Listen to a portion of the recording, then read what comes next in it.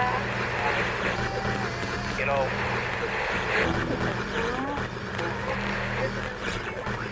Are there other survivors?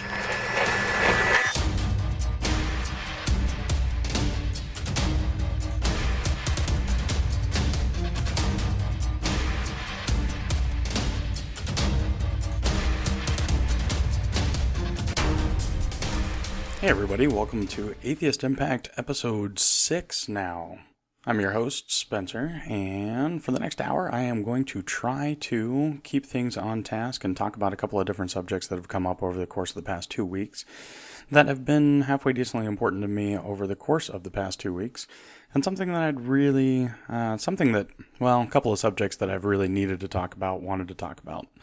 So the last time I was talking about crazy religious beliefs and how strange it was to hear other people talk about those religious beliefs and go, that's not all that weird. And so it was interesting because, of course, some of the comments that I received back, some of the feedback that I received back on that was a lot of people were talking about, especially the praying in tongues bit. And so I figured that if you can take it, I'm going to go ahead and do the praying in tongues that I always did. And I'm going to give you about 5 or 10 seconds of that. So, if you happen to be skipping ahead and you come across this part, then you might think that you warped into some other alternate reality where you have aliens talking, or something along those lines. So, here's an example, and this is how you do it, and this is how I did it. So, if you're ready, here we go. Shamanai cantando moriandro cosa mariatro caneta para sotto coninte shamana manichiantoro bocniante. Abrionda da samakiata to shomurakoro sambriata rosambarasta caprio shondakeki. There you go. That is how you pray in tongues. And if you want to do it, just keep on doing it. The interesting thing is that the habits that you pick up when you first start praying in tongues, when you first start faking it, which, like I said, you're pretty much always faking it, is, you kind of find a, for lack of a better word, you find a dialect. And so what I just did, even though, oh man, it's probably been 2.5 years or more since I actually prayed in tongues, when I thought it was actually doing something. And so in those last 2.5 years, that's about what it sounded like 2.5 years ago too. So it doesn't really change. It just is what it is. So there you go. Those of you that think I'm completely and totally sacrilegious or think that I just, channeled some sort of evil demon or godly demon, then it's a distinct possibility. But I don't believe any of that exists, and probably neither do you. Otherwise, you wouldn't be listening to me, especially not episode 6. So there you go. That was it. Of course, now I'm just laughing about it because I think it's funny.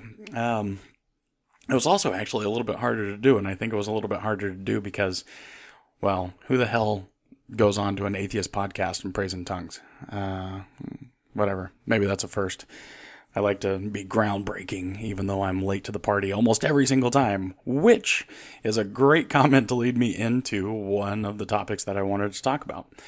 So, last time, 2 episodes ago, back in episode 4, I talked about religion and depression, and essentially I told everybody that was listening, hey everybody, I'm extremely depressed, and I suffer from depression, and that I kind of am up and down. I'm undiagnosed and yet self-diagnosed manic depressive, where some days I wake up and I'm like, yeah, everything's great, everything's wonderful, and then one small thing happens and suddenly I'm, never mind, woe is me, I suck, my life sucks, and I'm depressed. And then I pull myself up by my bootstraps, or something happens, or I just give up, go to sleep, or get drunk, or something along those lines, and say, okay, never mind, here we go. And I don't get drunk often. I'm not an alcoholic. I have the same 6-pack of beer in my refrigerator as I've had for the past month. But I wake up the next day, and everything's just back to normal. And I just continue on my merry little way, just like nothing ever happened. And then I wait for the next time that I get depressed. And then I get depressed again, and we start all over again.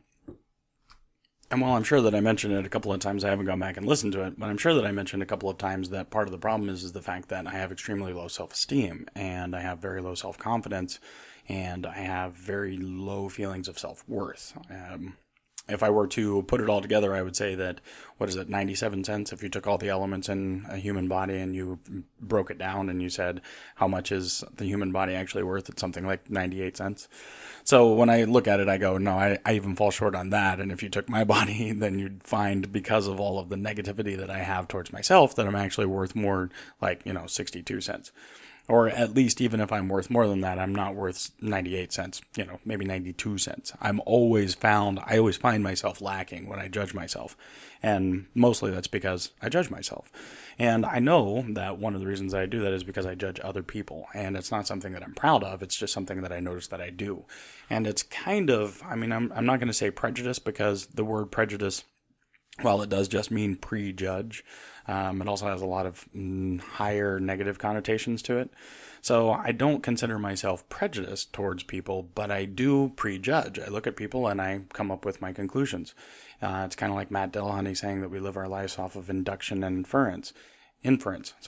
And I look at people and I make, in that snap decision, I go, I look at a person and I say, oh, that person is cocky, arrogant, snooty, doesn't care about their body, maybe because they're, overweight or something like that, or don't take care of themselves. I see homeless people and I always think, why don't you get a job? I know it's not that easy. I understand that it's not that easy. And I understand that sometimes you just get stuck into a spiral where, if the electricity isn't due, or if the electricity is due and you don't have enough money to pay the electricity bill, and so they turn off your electricity, but then they charge you more money because they charge you the bill plus a reconnection fee, and it's like, well, I can't afford the reconnection fee, but I can afford the bill, but they're like, no, sorry, there's a business, you need to pay us the reconnection fee as well.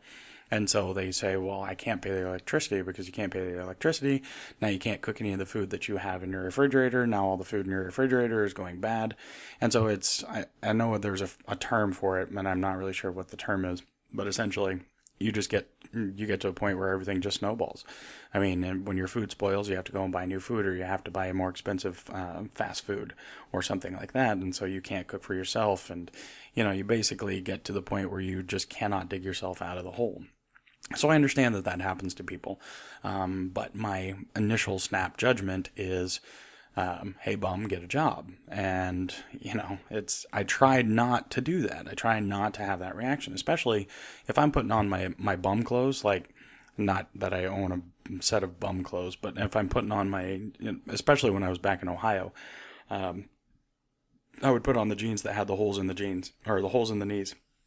And they were stained, and they would have paint on them, and they, dirt and everything, because maybe I didn't even wash them last time that I used them, because I was going to go outside with the express purpose of getting dirty. That's why I'm wearing these jeans. And I would wear that same shirt that I wore last week that, well, I probably washed it, but it probably also has stains on it, and, oh, look, there's a mustard stain on it and all that stuff. And I look at it and I'm like, I don't really care. I'm going outside to work in the yard or something like that.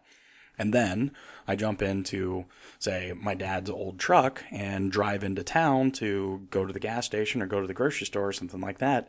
Man, I looked like a total complete hick and a hillbilly, because I've got my hat on, and I've got my stained shirt on, and I've got my ripped up stained jeans, and maybe I've even got my steel-toed boots on because I was working on something that I needed those on for.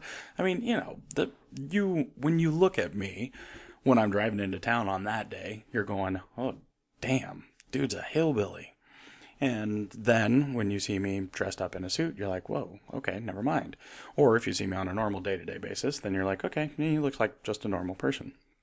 I don't consider myself striking in any way so that you could actually put me into any of the nice little prepackaged ideas that I have for other people. And so again, because I do that to other people, I find that that I'm afraid that those people are doing it to me. And so the whole thing about this is that the damage that religion did to me was that those feelings of self-worth. I've talked about this before, and I eventually will not sound so much like a broken record, but these are some important things that I really want to talk about to everybody. And one of the things is that religion kind of strips you of your self-worth. You're only worthy because Jesus' blood has washed you pure, and so you're pure in God's sight only because you've accepted the sacrifice that Jesus that Jesus made for you. So you still aren't worthy. You're still a worthless piece of shit. But because when God looks at you, he looks at you through the lens of Jesus, then you're perfect and everything is great and wonderful. So all of this to say that right before I recorded, the day before, 2 days before I recorded the last podcast, episode 5, I had been spending quite a few days in a row where I couldn't focus on anything. And I was having writer's block. I knew that there were things that I wanted to write. There were things I wanted to say. And so 2 days before I did the last podcast, I sat down and I just started writing. And I had a general idea of what I wanted to say. And essentially that was, look, this is how I feel about myself. I don't like myself. I find myself to be lacking horribly. And so I don't want to put myself out there. I don't want to run the risk of being called out by someone and have someone say, you're wrong, or you're ugly, or whatever it may be. And so I ended up writing about that. And the end result was a video that I posted up on YouTube that was just talking about religious self-worth. And it basically talked about how religion has stripped us all of that. But it was also just a way for me to kind of bare my soul and say, this is the kind of stuff that I go through on a day-to-day basis. This is something that on an hourly basis, I look at something that I've done and I say I could have done that better. I look at something that I should be doing and I say I should be doing that instead of what I am doing, and what I am doing now is not productive, such as sitting here talking into a microphone. I think, what I probably should be doing is, and then in reality, I can't come up with anything. Like, I'm looking around my apartment right now trying to figure out if there's anything I should be doing, and there really isn't anything I should be doing. So this is it. But I then question at the end. I actually recorded episode 6 2 nights ago. I was actually being proactive, and I was having one of those days where I was like, I've got these great ideas. I'm going to sit down and I'm going to talk about it. And I recorded about 50 minutes of stuff. But because I was feeling really scatterbrained, even on that day, and I'll get to the reasons why here in a second, because I was feeling really scatterbrained, the more I thought about it, the more I realized, I do want to talk about those subjects, but I don't want to talk about those subjects in the way that I talked about them then. I obviously saved the recording. There may be something that I can snag out of it and pull out of it, but I probably will never go back to it and just leave it as an old rough draft that, I don't know. I don't see how it'll come into use or be useful at any point, but whatever. I've got the hard drive space, so I'll save it. So the reason that I mentioned earlier, where I was talking about how I have recently been kind of scatterbrained and all over the place, is that at the beginning of January, as I think I've mentioned before, I quit smoking. And one of the things that I didn't expect was the psychological side of things. I expected kind of some of the physiological things. I expected to have withdrawals. I expected to, have headaches and that kind of stuff. And most of that I did have. But the psychological effects of not being able to focus on things, and being extremely scatterbrained, and always feeling like I had too much stuff to do and not enough time to do it. I know that at work it particularly was detrimental to me for the past month or so, especially over the course of the past 2 weeks, that I would look at the workload that I had, and I would be overwhelmed by the amount of work that I had, and knowing how much time that I had, that I would just freeze. I would just look at it and go, there is no way I can get all of this done. And even though I'm not expected to get all of it done, because I don't have an individual contributor type of job, I actually am part of a group, and so I look at the entire group's workload, and I then project upon myself and say, you are responsible for all of this. And I know that I'm not, but it's hard not to look at the big giant long list of, the laundry list of things that need to be done, and not say, I'm as responsible for all of this as everybody else is. And yes, it's a group effort, and so I'm only going to be doing a part in the end. I still look at it like, especially on Saturdays, I'm the only person that actually works into the afternoon and then the evening. And so come Saturday afternoon, it's just me. And so and it's also my Friday, so I always feel like I have to, do my best to do as much as I possibly can before I walk out the door, so I can end my week on a high note, and so people don't come in on Sunday and go, man, you didn't do shit. So because of the quitting smoking, and I was using e-cigarettes, and so my nicotine levels were just kind of going all over the place. And that's one of the things. I'm not off of nicotine. I'm only off of smoking cigarettes, which, one step at a time, right? And so the nicotine levels were kind of going all over the place, and I would every once in a while buy one of the disposable e-cigarettes that would then turn out to be a dud. And so even though it was supposed to last up to 2 packs of cigarettes, or up to 1.5 packs of cigarettes, or even up to a pack of cigarettes, I'd buy one of those deals and I would be smoking it, or, whatever, fake smoking it. And those of you that don't know, e-cigarettes are basically just a vaporizer in cigarette form. So it looks like a cigarette, and it's got a battery inside. And when it senses that you're sucking on it, then it activates the battery, which activates a heating element. The heating element then vaporizes a nicotine and other stuff like flavors and who knows what else, gel inside them. And that turns it into a vapor that you then inhale into your lungs, just like you're regularly smoking. Except it doesn't have all the carcinogens and that sort of thing. At least it's not supposed to. So I don't know. But anyway, so because my nicotine levels were kind of going all over the place, I had one particular day last week where I was at work, and I had purchased one of the disposable e-cigarettes. And I got to work.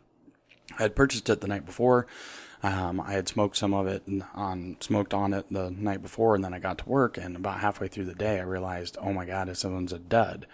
And it was actually towards the beginning of my day, that I realized it was a dud and that it wasn't going to work, and it wasn't going to last me a full pack of cigarettes. When I was a smoker, I smoked a pack of cigarettes a day. And so I expected this to last me approximately 24 hours and get me through the workday. And it didn't, and I started freaking out. And then the freaking out turned into me thinking, going off of that, talking about what I was talking about earlier, where I feel like I can't get everything done. And then when I tried to focus on something, I found that I couldn't focus on anything. And I jumped on the internet and found a lot of other people that had mentioned that, where they quit smoking and they suddenly felt like they just had extreme ADD, where they were just bouncing from one thing to the next, to the next, to the next. And that's exactly how I felt. And so when I sat down and I wrote the script for the video on religious self-worth, it was an attempt to, A, force myself to stop long enough to actually think, and also just to kind of get some thoughts out of my head. I was tired of feeling like I was being judged on everything that I did. I mean, I rely on the anonymity of the internet in order to get me through most of what I do on the internet. And yet, because I have all of these psychoses and all of this other damage that's been done by, life in general and religion, specifically the ones that I can pinpoint to religion at least, then I still have, even though I'm anonymous, nobody in the real world knows that I'm doing this, except for maybe one person that I can think of, where if you're listening, hi. And if you're not listening, then I guess you won't get that. But nonetheless, maybe one. Well, okay, I take that back. There's 2 people that would know, but one of them probably is listening. And hi, Jesse. And the other person probably is not paying attention and probably not watching, or listening. So anyway, because even with the anonymity of the internet, and I think that part of it is the fact that I fully intend to eventually tell you all who I am. Have you find me on Facebook? Have you, change everything and put my face up? And, and on YouTube, I'll actually show my face on videos. And on the podcast, I'll introduce myself as a person. And you can go to Facebook and you can find me as a person on Facebook and, be my friend and see pictures of me and, that kind of thing. I'll become a real person instead of just this voice on the internet. Which, I don't know how many of you are old enough to have a time where we only listened to the radio and we weren't really listening to tapes or CDs or MP3s or anything like that. And hell, I barely remember those times, because I remember when the Discman came out. And I had actually my sister had a Walkman, and I really liked that. But I had an actual Discman, the first CD player in the family, and it was awesome. So, everybody's listening to the radio and I'm listening to my Discman sitting in the back seat. And then eventually, you find the little tape adapters and that kind of stuff, and you use that for when you start driving and you're driving along with your Discman sitting up on top of the dashboard, sliding all over the place. So anyway, those were the days. So, but if you remember back to when I'm the only person I can think of off the top of my head is Casey Kasem. He always did the top 40 on Sunday mornings. And so I would be listening to the radio on Sunday morning, sometimes on the way to church, and it was, Casey Kasem and top 40. And you didn't know what he looked like unless you caught him on one of the TV shows. I think he also did, I don't even remember what the show that he did was, but, he did a couple of TV shows, and he was a somewhat TV celebrity, but his big thing was the radio. And so you never really knew who those people were, and it's kind of like the Thinking Atheist.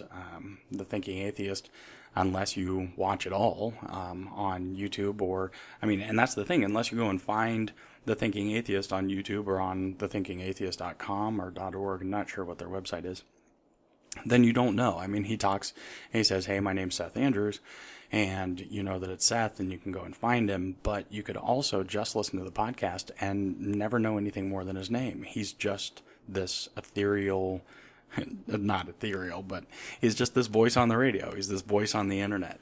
And while I am that right now, I would like to not be that. I would like to be open and not really a public figure so much, but I don't know. I'd like to be a part of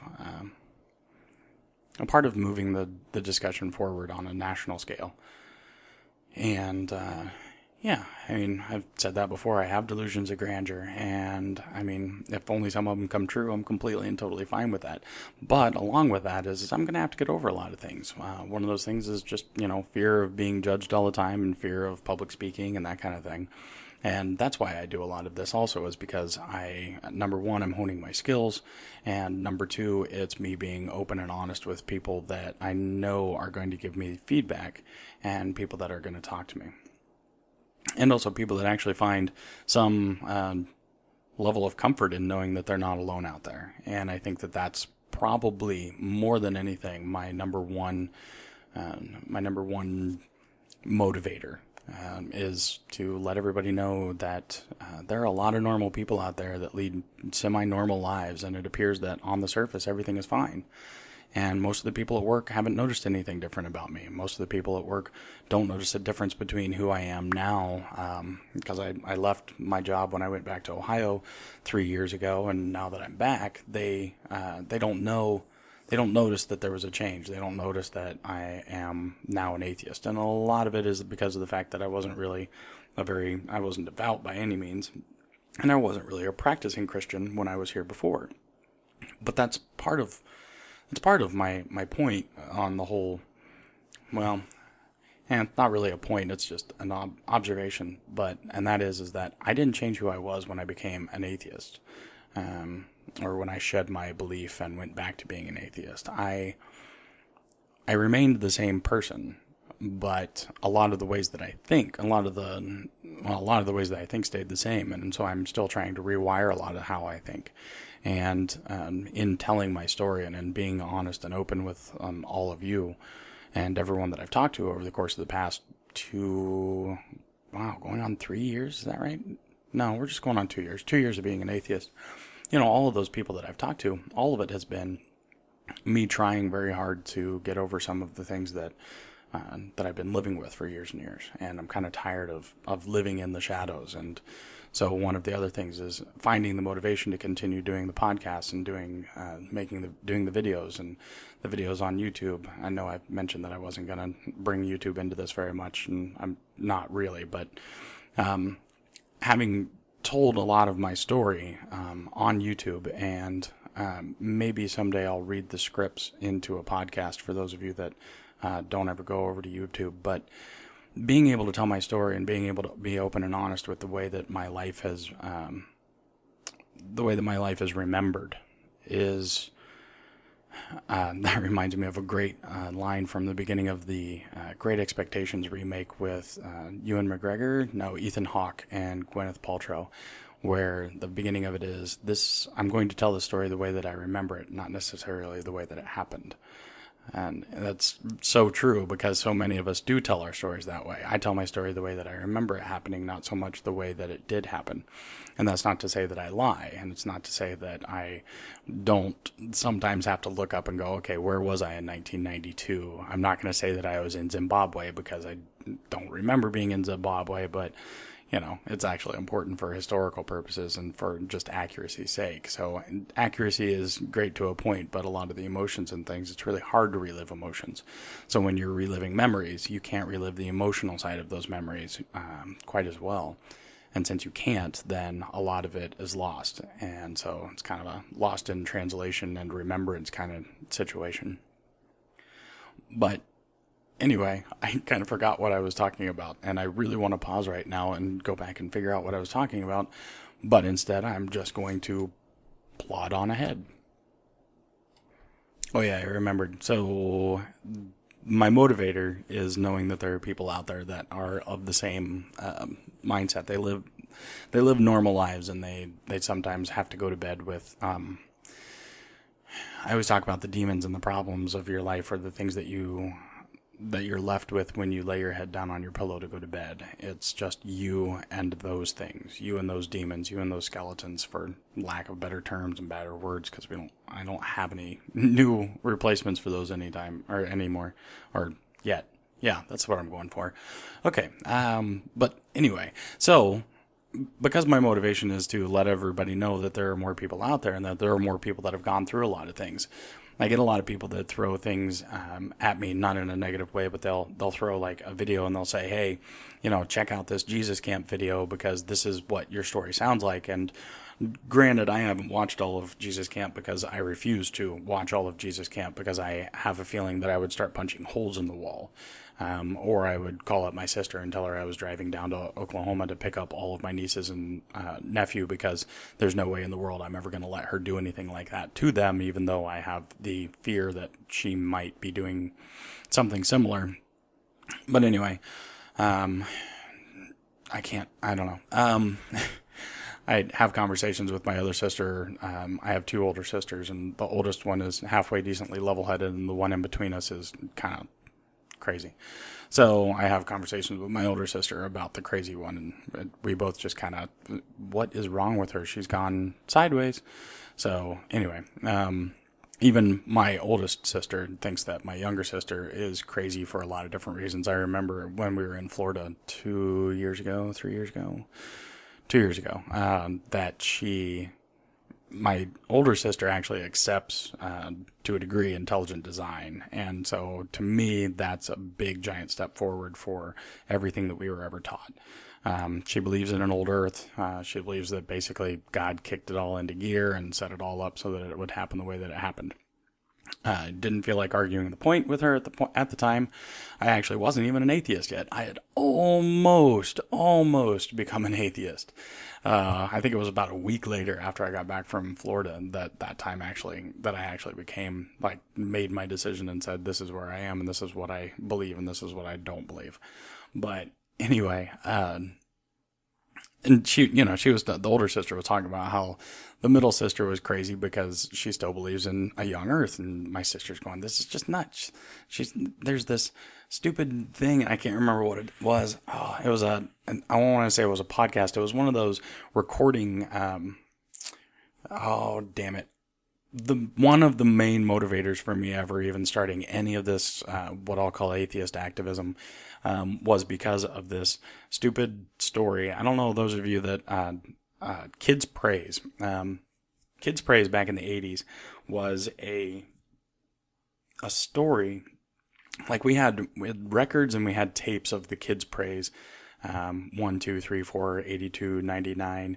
And essentially it was kids living out, like it was a radio show. I'm sorry, I can't think today again. This is part of that whole, my nicotine levels are whack and I'm having a hard time focusing. So, proof that for the next couple of podcasts, at least, I really, really need a script. And so I apologize for not having a script better for this one. But anyway, so Kids Praise it's like a vaudeville act, and it's actors and people in a soundstage, and there's this giant blue Bible, or was it a psalm book? or a hymnal. I don't know, Salty, with a P, Psalty. It was a talking blue book, and I'm pretty sure it was a Bible. And so the kids would have these adventures, and they'd get into trouble, although it was never really all that negative. It was almost always just positive. We're going on a picnic. Okay, let's praise God for the sun. And they'd start singing some horribly atrocious song about thanking God for the sun, and Salty would come in, Salty's here, and Salty would start quoting Bible verses, and, everybody's throwing up and going, oh God, this is so horrible, but, mom and dad are still playing it for the kids. So it was that kind of thing. It was like a vaudeville act, but there's an entire series that is aimed towards teaching kids young earth creationism, and so I let my sister play one in the car while we were driving around in Florida. We went to one of the beaches, and she's like, hey, I've got my iPod, let me plug it in, and we can listen to, to this show, and the kids really like it. And so we started listening to it, and it's just so full of horrible, just generalizations, stereotypes, us versus them mentality. There is a group of kids that go out and try and prove that the one that we were listening to was what were they? It was heat vents and the life around heat vents at the bottom of the ocean.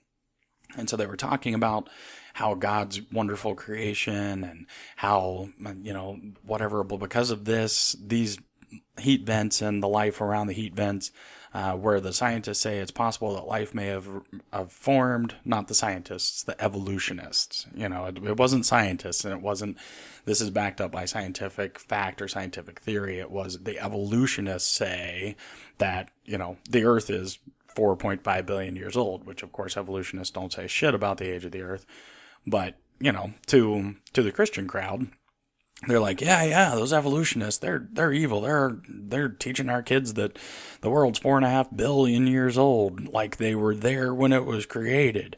The constant red herrings and straw men that would just make absolutely no sense. If you are actually a rational person.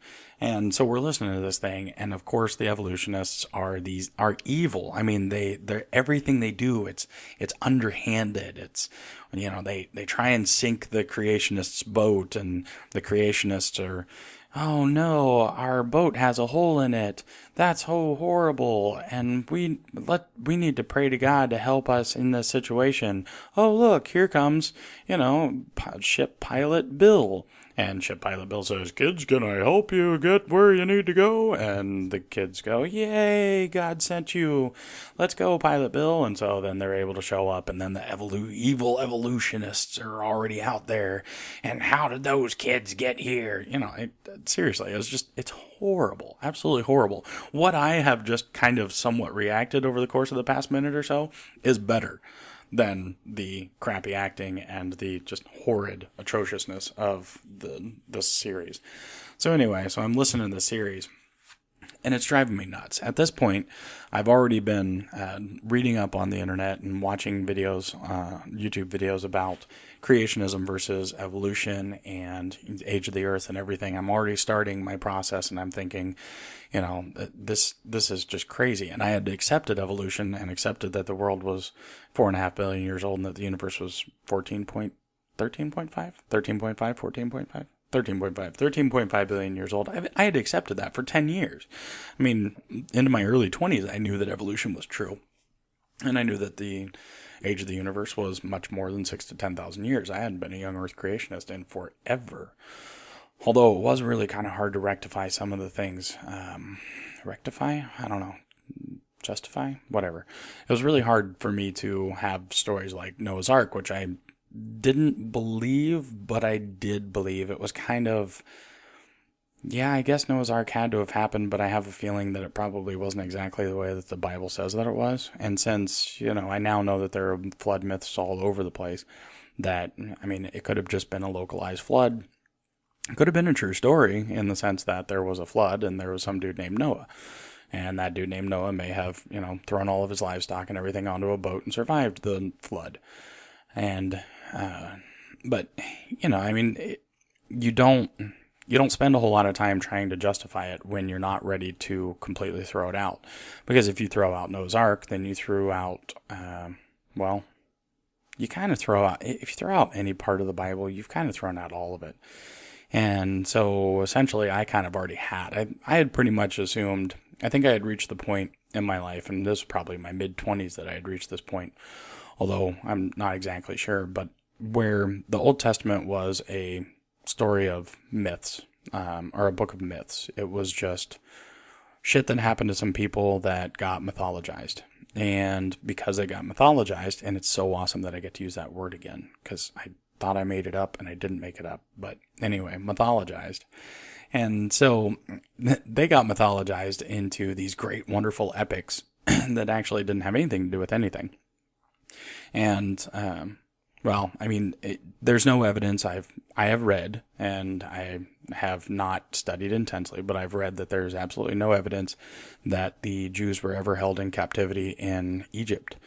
And there's no archaeological evidence that that ever occurred. And if that is the truth, and there's no evidence whatsoever, and all we have is the story of Moses leading them out, and of course, keeping in mind that I can't remember the exact timeline, but it's 150, some couple of hundred years after the flood that Moses is supposedly leading all of the people of Israel out of Egypt, which was hundreds of thousands of people, which means that in 150, or let's even be nice and say 300 years, and these are people that are supposedly living to be hundreds of years old, because even after the flood, it took a while for people, according to the Bible, it took a while for the people to actually stop living to be 900 years old. And, you know, I mean, if in Noah's 900 years, he only had his 3 sons, then I'm going to assume that they didn't pop out of the ark and suddenly go, whoa, we need to have way more than just 3 kids. We need to have like hundreds, like, you know, just keep on going. And so I'm going to say in 200 or 300 years, of normal population growth, you probably couldn't end up with hundreds of thousands of people being held in captivity by someone who probably had more than hundreds of thousands of people. And also they've already been divided into the groups where the Egyptians are enslaving the Jews. And it's too much. And so when you start throwing stuff out, you finally realize I can't do it anymore. And I remember thinking that evolution was true, but that there may have been a point where God came down and breathed the essence of God and breathed the first soul into the first human. And that was how I got past the creation story. And that creation happened 13.5 billion years ago. 13.7? God, I can't remember my numbers. But that God created the universe at the Big Bang. Basically caused the Big Bang to happen. And then everything just went as it was. And then eventually God popped down and said, okay, everything that I kicked into gear, we're now here where I want it to be. And this one I'm going to call Adam, and this one I'm going to call Eve, and I'm going to give them a soul. And so now, boom, here we go. And you could even throw out the majority of the Old Testament, by not rationalizing away, but finding the faults in it and saying things like what I was talking about, where, you know, Adam and Eve were just the first ones that God came down and touched, and, you know, God didn't want to have anything to do with them, with humankind before that, because that wasn't part of his plan, etc., etc. But, which, you know, I mean, I kind of think of it as, now that I'm looking back, I think, well, that was really a dick move by God, because, you know, if he never gave us souls, then he wouldn't have to send us all to hell, because, well, we would have probably continued our evolution to the point where, let's say that maybe even if God did kind of give us a little bit extra of a kick and a little bit extra of a boost and cause us to actually form, you know, societies and whatnot, I mean, hell, if he would have left us alone, we eventually would have reached where we are now.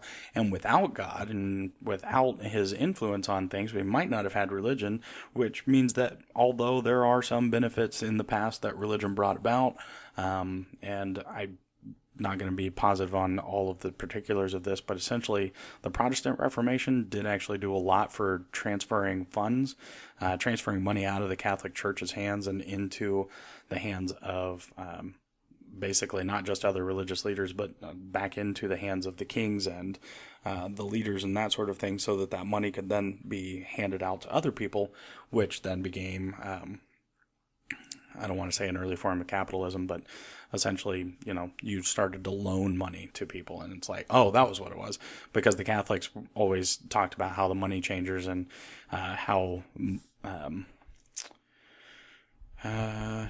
we'll say money changers and bankers and that sort of thing were despised, and that was a Catholic thing.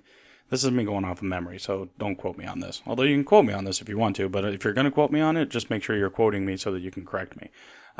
And remembering that I'm saying this based off of memory of something that I watched last week, actually earlier this week. But anyway, so because the money changers and the bankers and everything were held in such low regard in the Catholic Church, when the Protestant Reformation occurred and the Protestants suddenly were getting money being handed off to them, because the Protestants did not view money changers and bankers in that same negative light, then suddenly you had a completely and totally different economic situation where you had people that were able to loan money and able to borrow money, and so you could have growth. And so there are some benefits to religion in the past.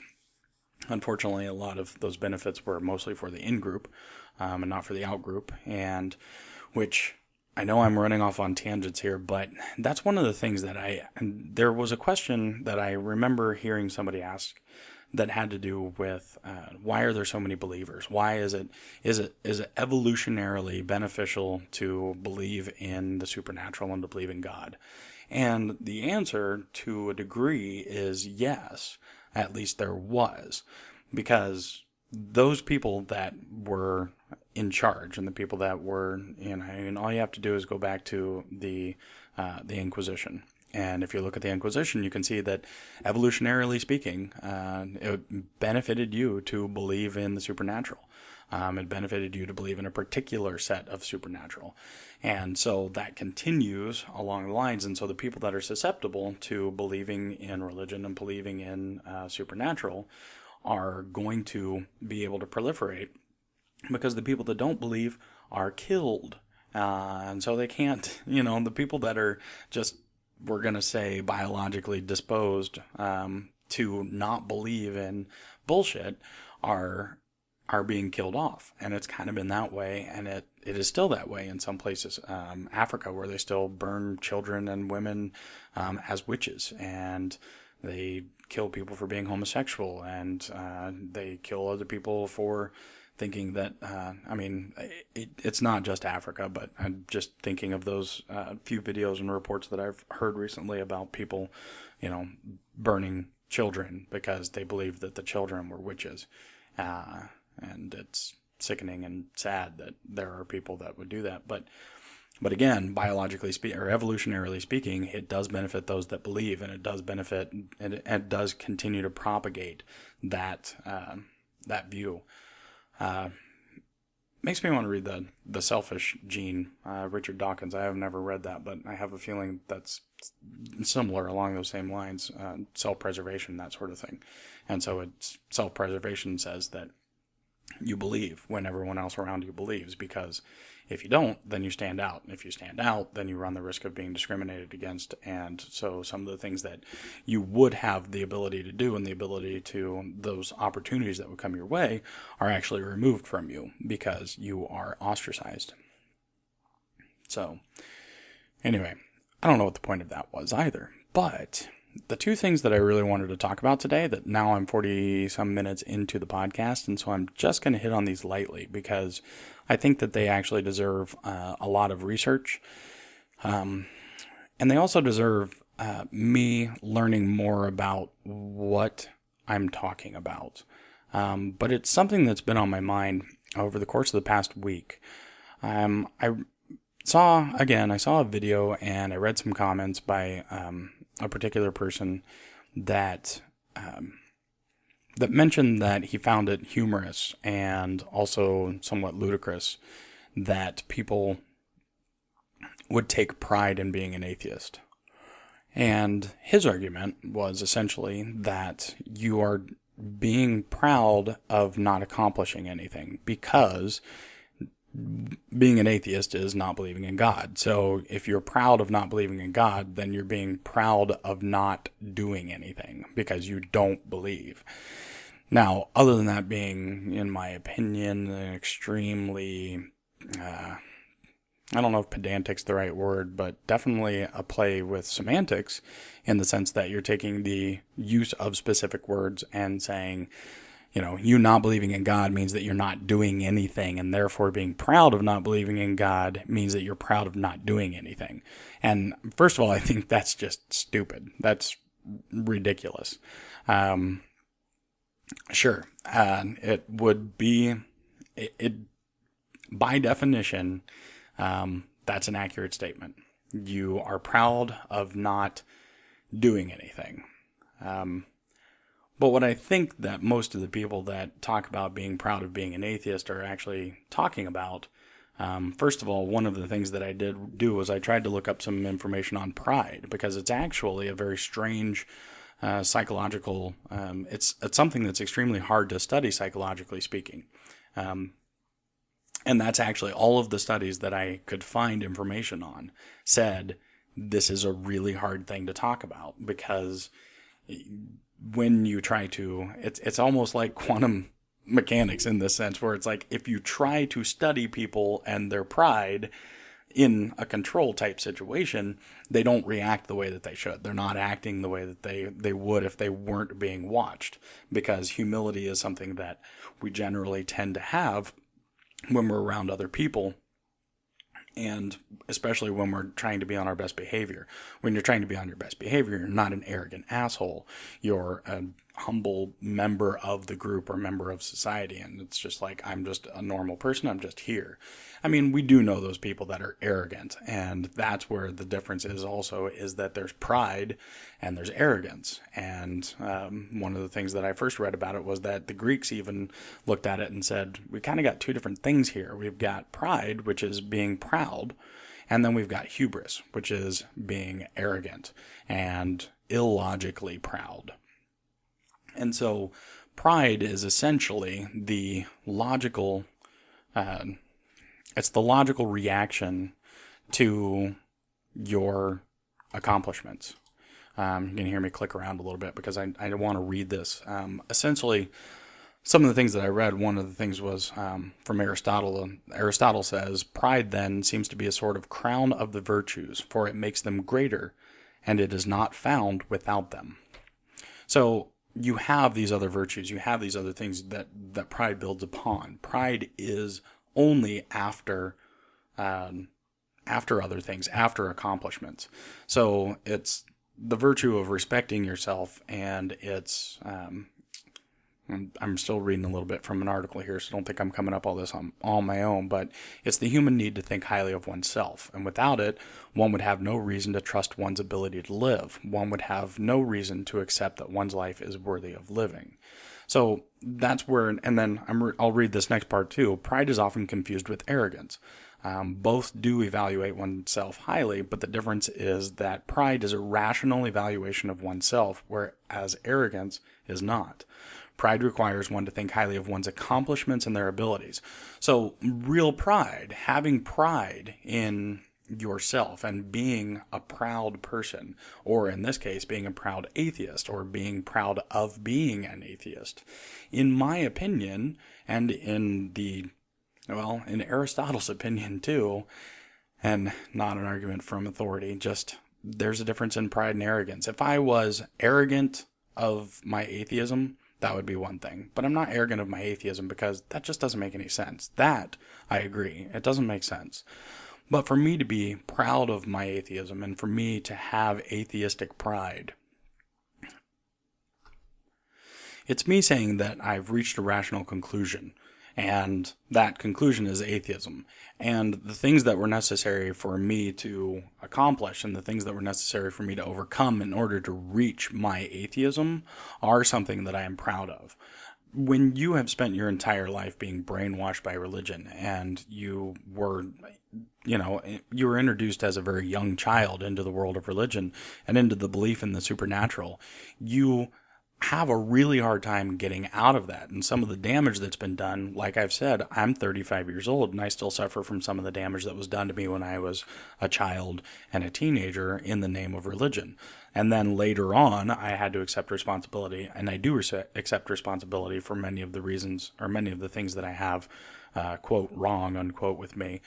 But I look back and I say, these are the things that I have overcome. My atheism isn't so much what I'm proud in, it's what I overcame in order to reach the position of an atheist and of atheism that I am proud of. And so I am a proud atheism. I have atheistic pride because what it took for me to get here was a hell of a lot of climbing. I mean, it wasn't just a little hill that I had to walk over and go, here we are, atheism. It was a pain in the ass to get where I was. And it completely and totally changed everything that I believed about the world. It required an entire rewiring of major portions of my mind and of my brain and of my mindset and of my thought processes. And to have someone come along and say, how could you possibly be proud of that? Because the reality of it is you're proud of doing nothing. And even if I'm taking it out of context, and even if I am adding something into it that shouldn't be, the mentality, the thought process behind that of telling everyone you have no right to be proud in the things that you are that you're proud of, is it's that kind of judgment that drives me nuts. It's that kind of judgment that I sometimes find myself doing, and I hate doing it. I almost said I hate myself for doing it, and I'm trying very hard not to hate myself. So I hate doing that, and I don't want to do that anymore. And so recognizing it when other people do it is one of the things that I've recently been kind of hypersensitive to. And it really pissed me off because I feel that that's downplaying all of the accomplishments that so many people have gone through in their life. And it's basically pushing them under the rug and saying your pride is just being arrogant and feeling like you're better than everybody else. And it's not arrogance. It's not arrogance.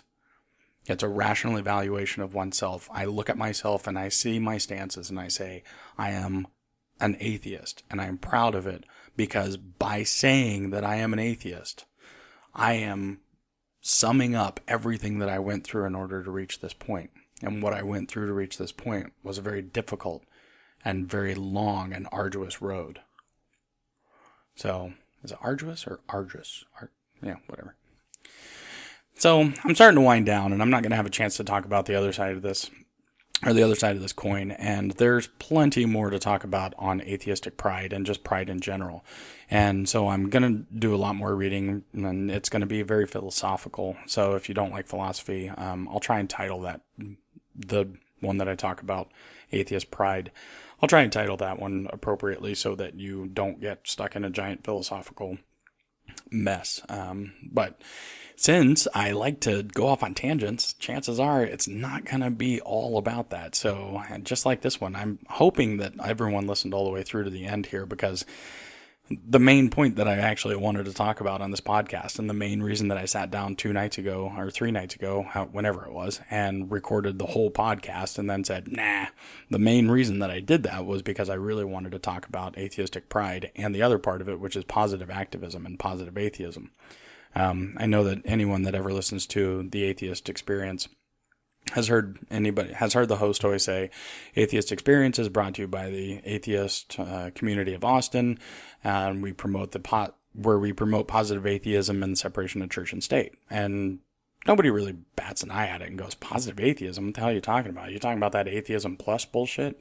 And so people constantly have reactions to things here, there, and yon, and they nitpick, and that's fine. And talking about positive activism and positive atheism is something that, again, that's going to be a whole other conversation. But I did find a kind of an interesting thing, and this will just give you some things to think about. And of course, now I can't find it. There it is.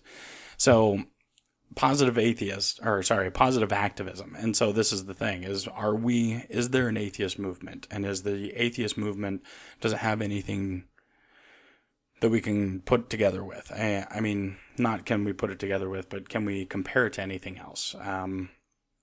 LGBT and Q rights is something that there are activists for, and they want to be positive activists because they want to promote action. They don't want to start arguments.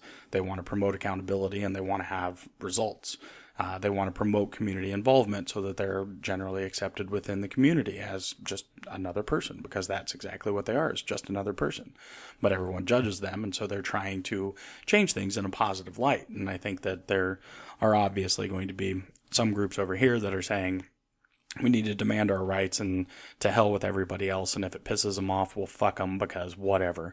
And then there's this group over here that's like, well, I understand that that's what may be necessary, but you also kind of need to work on the hearts and the minds of people, and to get them to accept you, and to get them to accept you as human beings and accept you as equals before they are actually going to ever, enact laws that make it so, or vote along those lines and those sorts of things. So for any major movement like that, and including atheism, which again, atheism is simply the lack of belief in a God. And so there's no other extra thing. So that's why it's kind of hard. It's the whole herding cats mentality. So while I may disagree with what's going on with the Atheism Plus crowd and what's going on in Atheism Plus, I do understand it. I understand what they're trying to do. They're basically saying, look, we're the atheists that are also this other part. And I'll let you make your own judgment as to what that other part is. But that's what they're saying. And so really, and I've disparaged them, and I probably will again, but Atheism Plus is not doing anything different than anybody else is. If I was Atheism Plus, I'm trying to think of something, gun rights. There we go. If I was Atheism Plus gun rights, I'd have an entire group of people that were like, hey, we're atheists and we like guns. And so that's kind of the thing, is it's like you can judge the other groups, and you can say that the other groups are adding on and that sort of thing, and I've argued against that. And my whole thing is an attempt to just make people understand that atheists are people just like everybody else. We just don't believe in gods. And that's it. That's where my positive atheism is, and that's why I consider myself an activist in an attempt to sway the hearts and the minds of people, because as people hear my words come out, they hear, he's not a hateful, spiteful person. He doesn't hate God. And, and for anybody that ever obviously has heard that, they of course say, how could I hate something that I don't believe exists? And that argument very much stands. But that doesn't stop believers from actually saying that and saying, well, this person hates God and they want to sin. They want to live their life the way they want to live their life without any responsibility. Well, you're right to a degree, but I also plan on living my life within the bounds of society and within the laws of society, because I do have the rest of society to answer to, and my actions are going to affect those around me, and I want those actions to be positive. And that's it. And I don't need a God, and I don't need a Bible, and I don't need a Quran, and I don't need a Bhagavad Gita or anything along those lines to tell me how to live my life, because I can see the positive impact that I have on other people, and I can see the negative impacts that I have on other people. And I can attempt to spend more of my time making positive impacts on people, so that when I'm gone, people can look back on my life, or I can look back on my life before I'm gone, and I can say, I made a positive impact in this world. I helped people to think, I helped people to feel, I helped people to understand that being an atheist isn't a bad thing. And I help people understand that being an atheist doesn't mean that we're bad people. So anyway, I hope that you guys enjoyed this podcast. And so that was episode 6. And I will see you guys in 2 weeks. And I still haven't figured out how I'm going to do this more often, or if I'm going to do this more often. So if by chance you guys are checking, then just keep on checking. There may be a possibility that I'll start doing this on a weekly basis if I can figure out a good format and do good notes and actually take some time to do some research. All right, everyone, I hope you have a wonderful week, and I will talk to you soon.